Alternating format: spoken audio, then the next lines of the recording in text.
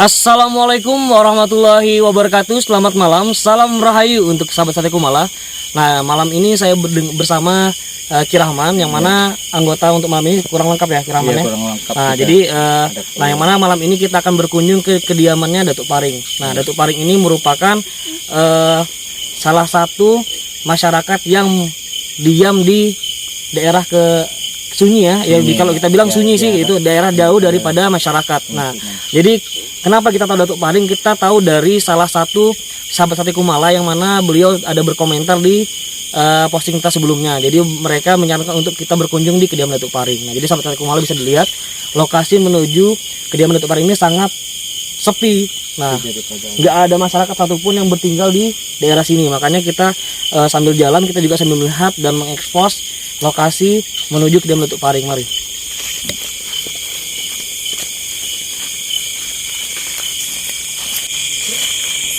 Jadi gini Kiraman, selama kita menuju Askes, menuju lokasi kediaman Datuk Paring, ini kan kita berbicara masalah spiritual ya. Nah, memang Datuk Paring ini berdiam jauh daripada keramaian. Di jauh daripada kerumunan masyarakat ya. Nah, jadi untuk lokasi ini aja kita udah ngerasa yang sudah ada yang enak banget ya. Benar, udah berbeda. Nah, kemudian nanti kita tanya lebih jelas lagi mengenai kediaman Datuk Paring akan ada seperti apa, apakah beliau pernah merasakan sesuatu yang di luar daripada dengar manusia. Kita akan tanya lebih dalam lagi ya. Oke, mari kalian kita lihat. Benar. Menurut informasi, Datuk Paring ini dia tinggal di sebuah kubu, yang mana kubu itu berada di tengah-tengah dari hutan, bisa kita bilang hutan ya. Nah, jadi jauh banget daripada pemukiman masyarakat. Nah, jadi tepat di depan sana kita lihat ada cahaya. Nah, jadi kemungkinan besar beliau tinggal di sana. Mari kita datangi. Nah, sepertinya ini tempat kediaman beliau ya. Ini ada Datuk tempat berada di atas ya. Assalamualaikum Datuk. Waalaikumsalam. Masuk sini. Ya, beginilah keadaan saya di sini. Oh iya. Ya. Nah, selamat datang di kediaman saya, walaupun ini apa namanya? Ya, gubuk kecil-kecilan lah. Nah, kalau boleh tahu nih kalian dari mana? Kita dari tim Sate Kumala Datuk ya. Nah, jadi kita ini dapat info dari salah satu sahabat Sate Kumala kita, yang mana beliau ada komentar di kolom komentar kita mengenai beliau menyarankan untuk berkunjung ke kediamannya Datuk Paring. Nah, akhirnya kita memutuskan dengan tim semuanya kita rapat, kita diskusi untuk melakukan kunjungan ke kediaman Datuk Paring. Nah, kebetulan juga malam ini Datuk Paring anggota kita juga belum lengkap karena hanya ada beberapa dari anggota kita berhalangan hadir. Jadi hanya kita berdua yang akan mewakili berkunjungan di situ. Ya. Jadi sebelumnya saya ucapkan selamat datang ya untuk tim apa tadi namanya? Tim Sate Kumala. Tim Sate Kumala. Nah, saya juga kaget begitu saya lihat dari jauh kayaknya ada tamu gitu. Nah, kira-kira tujuan kita ke sini nih untuk apa? Nah, jadi gini ya Datuk ya. Kita kan sempat bertanya dengan sahabat Sate Kumala mengapa beliau menyarankan kita untuk berkunjung ke kediaman Datuk Paring. Nah, ternyata saya juga sempat komunikasi dengan sahabat Sate Kumala bahwa beliau menyarankan untuk menanya sesuatu yang berhubungan dengan hal mistis. Nah, jadi ada yang dari sahabat Sate Kumala ini ada yang belum terpecahkan mengenai masalah hal-hal yang tak kasat mata Datuk. Nah, jadi nanti sebelum saya bertanya ke lebih dalam lagi sejauh itu, saya mau tanya dulu nih, kenapa Datuk bertempat tinggal dan ingin diam di pondok yang jauh dari masyarakat Datuk ya. Nah, mungkin ada hal-hal atau maksud tertentu kenapa pengen menyendiri, bisa kita bilang gitu Datuk ya. Jadi pada dasarnya saya tinggal di sini nih untuk juga kebetulan saya juga ada konten YouTube yang namanya Datuk Paring Official. Nah, jadi ini saya buat ukuran berapa kali berapa ini kecil. Saya jelaskan. Mungkin kita bertanya tentang Datuk Paring. Datuk Paring itu apa? Nah, teman-teman saya menggelari saya gini. Karena saya tinggal di Paring itu adalah bambu yang ada di situ. Ya. Jadi saya digelarnya di artinya main-main atau ejekan, guyon, mengatakan saya Datuk Paring, artinya ini jimat untuk di sini loh, artinya yang nunggu paring ini, penunggu paring ini saya. Jadi teman-teman menyebut saya begitu. Nah, kenapa saya tinggal di sini? Yang pertama, saya sangat cinta dengan kesepian. Kemudian saya keheningan itu yang saya ingin cari, kayak suara-suara burung, suara-suara jangkrik, itu kan nggak ada lagi di kota, ya. Nah, kemudian begini, setelah saya amati, saya buat seperti ini, kok saya kerasan ya tinggal di sini. Sampai saat ini saya masih tinggal di sini, walaupun kadang juga bolak-balik juga ke kota. Kadang juga kalau saya merasa panas, kan situasi kita tahu sendiri kalau panas di kota, ya jadi saya ke kota, ke hutannya. Ini saya anggap kota sudah gitu. Satu lagi, dalam rencana saya ke depan ini kan luasnya tidak juga besar nih. Saya ingin membuat semacam museum spiritual, ya, khususnya seperti ini. Misalnya kebanyakan kalau di Surabaya kalau nggak salah itu ada museum santet. Nah, jadi semua atribut-atribut santet dan perilaku santet atau obatnya semuanya ada di situ. Nah, rencana saya mau buat museum spiritual. Nah, jadi saya mau walaupun di tempat kecil, saya akan olah sedemikian rupa sampai membentuk suatu museum yang paling terkecil mungkin di Indonesia atau bahkan di dunia kayaknya. Nah, seperti itu. Lanjut untuk pertanyaan berikutnya, gimana kira-kira? Jadi untuk mengenai itu ya, Datuk ya. Jadi selama ini kan Datuk tinggal di keheningan ya, Datuk ya. Bisa bilang keheningan, jauh dari keramaian. Apakah selama bertempat tinggal di sini Datuk sering terjadi hal-hal yang di luar daripada nalar manusia, ataukah Datuk sendiri yang sering merasakannya? Ya. Jadi begini ya teman-teman ya, saudara-saudaraku. Tuhan itu menciptakan kita berpasang-pasangan, ada atas, ada bawah, ada langit, ada bumi, kemudian ada yang nyata, ada yang gaib. Nah, tentu kita harus mempercayai yang gaib ini tadi. Nah, mungkin kalian bertanya apa yang saya alami, dan saya tahu pertanyaannya kemana. Apa yang saya alami ketika saya malam di sini, entah saya sendirian. Nah, memang pada hakikatnya banyak sekali ya aktivitas makhluk astral di sini, cuman tidak mengganggu. Artinya saya juga tidak mengganggu mereka juga tidak mengganggu. Sama-sama saling menjaga dan menghargai sesama makhluk Tuhan, seperti itu. Nah, kebanyakan juga bahkan ada yang menyapa, katanya seperti ini, hai, atau ada yang mengucapkan salam. Nah, kalau saya perhatikan dengan mata spiritual saya, ya, di sini bukan adanya jin, tapi semacam kampung gaib di sini. Nah, jadi kalau saya melihat semacam mungkin maksud kita, adakah kuntilanaknya, adakah gondoronya, adakah pocongnya? Enggak, saya pernah saya lihat di sini. Cuman kalau kampung gaib ada di sini memang. Nah, jadi mereka itu sering tegur sapa dengan saya. Saya nggak melihat, tapi merasa mereka gitu. Kayak gimana mau melihat? Tiba-tiba di belakang ada yang menyapa, ada yang tiba-tiba yang saya herankan seperti ini. Saya kemarin kan tahu ubi jalar, ubi rambat itu. Iya, ubi rambat. Iya. Nah, kemarin itu saya tertidur di sini, tiba-tiba dibangunkan. Kalau bahasa gini, bahasa Indonesianya seperti ini.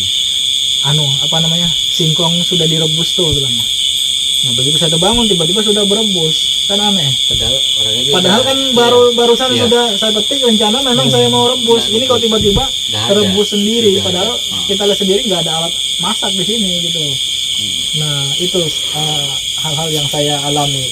Nah, mungkin kita mau bertanya apa kira-kira lagi? Nah, jadi gini Datuk ya. Nah, jadi ada satu pertanyaan yang dititipkan oleh sahabat Sate Kumala mengenai sesosok hantu kuyang atau hantu penanggalnya, Datuk ya. Nah, jadi di kalangan masyarakat ini, Datuk, ataupun di kalangan sahabat Sate Kala, bahwa ada yang beropsi bahwa ini hanya mitos. Nah, hantu ini tidak nyata. Nah, tapi ada pula yang menyatakan bahwa keyakinan orang dulu bahwa hantu kuyang atau hantu orang atau hantu penanggal ini memang benar-benar ada. Nah, mungkin Datuk bisa menjelaskan lebih dalam atau sedikit banyaknya mungkin lebih tahu mengenai sosok itu Datuk. Nah, jadi ya saudara-saudaraku, hantu kuyang atau hantu urang ya, yang sering mengganggu anak kecil. Jadi mereka itu manusia juga. Nah, kita tidak bisa membedakan dia pada saat dia bergaul di masyarakat, ya kan? Iya. Nah, ada malam-malam tertentu atau hari-hari tertentu mereka menjadi hantu. Nah, ini mereka dapatkan dari mana? Jadi pada zaman dahulu kala di leluhur ya, menurut informasi yang saya dapatkan dari tokoh-tokoh yang saya anggap oke lah. Nah, mereka mengatakan pelaku kuyang ini adalah orang yang mempunyai menuntut ilmu, katakanlah sesat, ya. Jadi mereka itu menuntut ilmu pada zaman dahulu, ilmunya itu baik dulunya untuk menumpas, membantu para pejuang Indonesia untuk melawan company. Nah, tapi akhirnya ilmu mereka itu berdampak kepada seperti ini. Misalnya dia sudah jadi kuyang atau hantu urang, kalau dia, mohon maaf, kalau dia melihat kotoran manusia, itu dia kayak melihat apa namanya kalau bahasa kota ini wadai. Jadi itu makanan. sangat lahap sekali dia. Nah, itu dimakannya tuh. Dimakannya itu. Jadi dimakannya.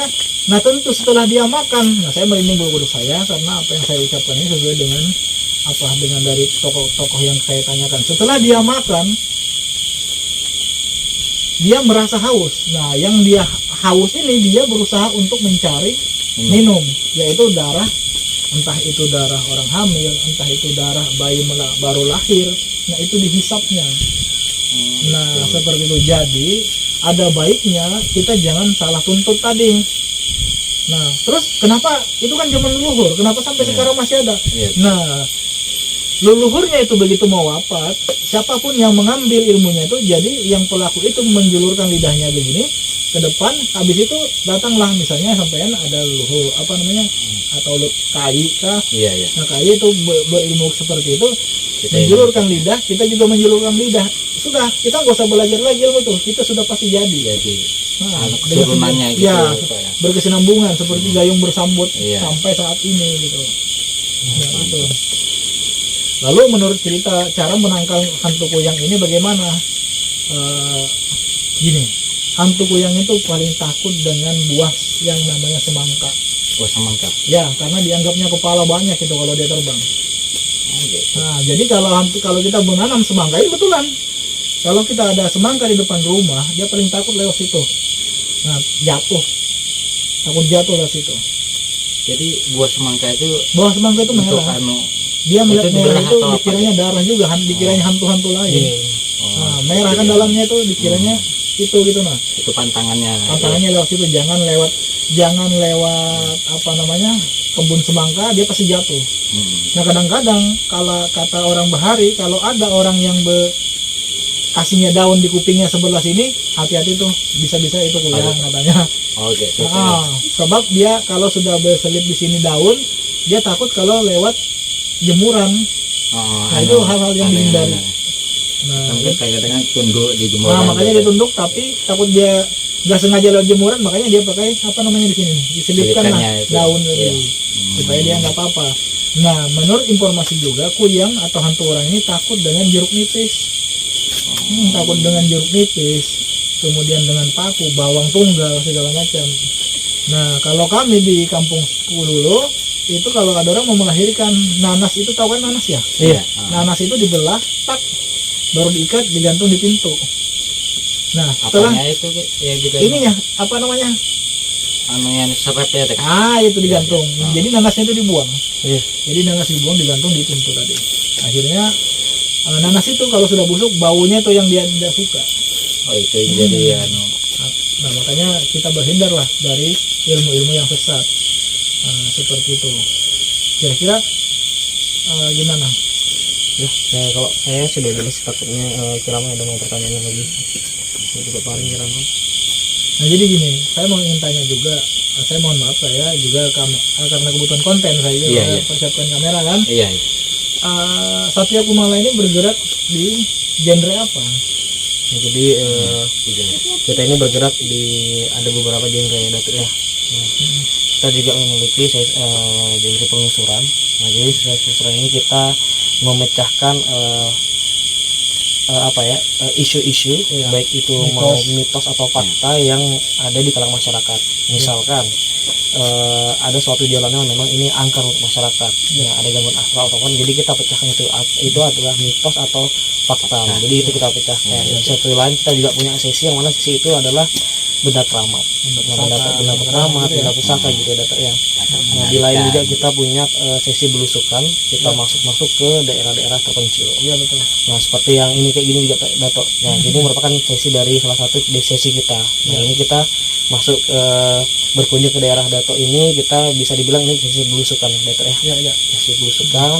Nah, di lain itu juga kita ada sesi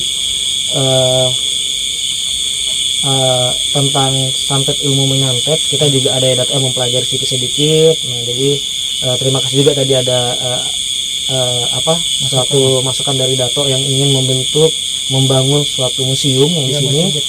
Insya Allah nanti kita akan membawa kru kita lebih banyak lagi untuk berkunjung dan mendalami atau sharing masalah ilmu menyantet ya Dato ya. Nah, kita juga ingin belajar lebih dalam lagi mengenai karena kita akan bersharing, bertukaran pikiran Dato ya. Nah, memang pada dasarnya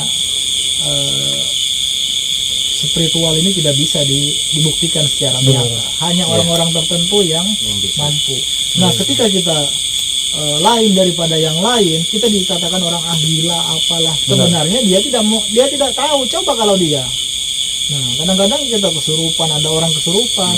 Dia bukan dia yang pelakunya gitu loh. Dia mengatakan bohong apa-apa ya. Coba mudah-mudahan aja yang mengatakan seperti itu kesurupan gitu. Biar dia tahu rasa. Benar. Nah, karena perjalanan spiritual ini sangat-sangat membingungkan, tergantung dari sisi mana kita memandang. Kalau sisi sana kita memandang benar, sisi sana pasti mengatakan salah. Jadi tergantung mana kita memandangnya. Ini saya lihat dari Ki Rahman dengan Bang Eldi Saputra. Jadi untuk sesi saya ini sahabat Dato Paring. Nah, demikian dulu perjumpaan kita. Saya kedatangan tamu ini, mungkin kami akan ngobrol-ngobrol lagi tanpa direkam ya. Nah, tapi kalau ini mau jalan silahkan, kamera kita mau jalan silahkan. Oke, salam rantun, salam rahayu, dan salam damai. Jadi kita banyak-banyak terima kasih Dato Paring atas sambutan hangatnya yang sudah berkenan menerima kedatangan kita di sini. Nah, jadi kami keluarga besar Satya Kumala mohon maaf yang sebesar-besarnya apabila ada kata-kata kita dalam penyampaian atau bertanya yang ada yang kurang berkenan. Jadi kita mohon maaf. Nah, jadi terima kasih banyak atas informasi dan ilmunya yang sudah kita dapat mengenai cerita-cerita, baik itu masalah hal-hal gaib dan hal-hal spiritual lainnya. Kita benar-benar terima kasih. Insya Allah nanti kita akan ada kunjungan lagi bersama tim yang lebih lengkap dan beserta. Sudah jadi museum. Iya benar. Kita berkunjung lagi ke sini beserta dengan tim yang lengkap, mediator kita semuanya nanti akan kita ajak ke sini untuk sama-sama belajar mengenai hal-hal yang lebih dalam lagi untuk hal-hal spiritual itu ya. Jadi saya mewakili tim keluarga besar Satya Kumala pamit undur diri. Saya sekali lagi banyak-banyak terima kasih. Mohon maaf apabila ada kata-kata saya yang menyinggung ataupun yang kurang berkenan di hati Dato ya. Jadi saya mohon maaf. Jadi saya dan Ki Rahman pamit undur diri. Assalamualaikum warahmatullahi wabarakatuh.